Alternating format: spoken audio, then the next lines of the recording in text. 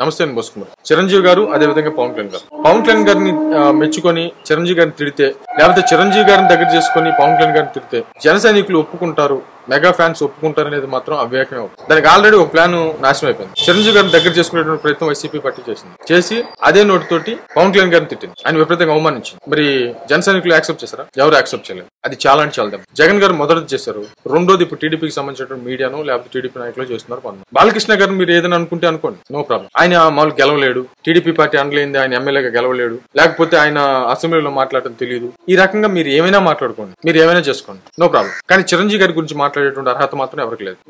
ఆయన మాట్లాడిన తర్వాత మాట్లాడే అర్హత వస్తుందేమో కానీ ఆయన సైలెంట్ గా ఉన్నప్పుడు ఆయన జోలికి వెళ్లి మాట్లాడేటువంటి అర్హత లేదు. ఆయన ఒక సినిమా చేశాడు, దాని గురించి మాట్లాడే విధానం ఉంటుంది. లేదు ఆయన ఒక ప్రెస్ మీట్ పెట్టాడు, ఆయన మాట్లాడిన సబ్జెక్టుల గురించి వ్యతిరేకించవచ్చు లేదా కరెక్ట్ అని చెప్పొచ్చు. అసలు ఆయన ఏం మాట్లాడకుండా ఆయన పని ఆయన చేసుకుంటున్నప్పుడు ఆయన జోలికి పోవటం మాత్రం, అది బాలకృష్ణ గారితో పోల్చి ఆయన ఏదో మాట్లాడితే అసలు సంబంధం లేనటువంటి వ్యక్తులు లాగి ఆయన ఏదో బ్లేమ్ చేస్తూ చిరంజీవి గారి పని అయిపోయింది, ఇప్పుడు రాజకీయాల్లో ఏం లేదు, ఏం చేయలేడు, అసలు అనవసరమైనటువంటి ఆయన వద్దనుకున్నాడు. కాబట్టి బాలకృష్ణ గారిని బ్లేమ్ చేసుకుంటే బ్లేమ్ చేసుకోండి, లేదా మీరు ఏదైనా కూటమికి ఆయన వల్ల చెడ్డ పేరు వస్తుందంటే మీరు చెప్పుకోండి, ఏమైనా చేసుకోండి. కానీ చిరంజీవి గారికి సంబంధించి మాత్రం అసలు సంబంధమే లేదు, ఎవరికి సంబంధం లేదు. ఆయన పని ఆయన చేసుకుంటాడు అంతే. కాబట్టి అన్నం దగ్గరికి తీసుకుని తమ్ముని తిట్టినా ఒప్పుకోరు. ఇప్పుడు టీడీపీకి సంబంధించిన కొంతమంది తెలివిగా తమ్ముని దగ్గర చేసుకుని అన్నం తిట్టేటువంటి ప్రయత్నం, ఆయన పక్కన పెట్టేటువంటి ప్రయత్నం.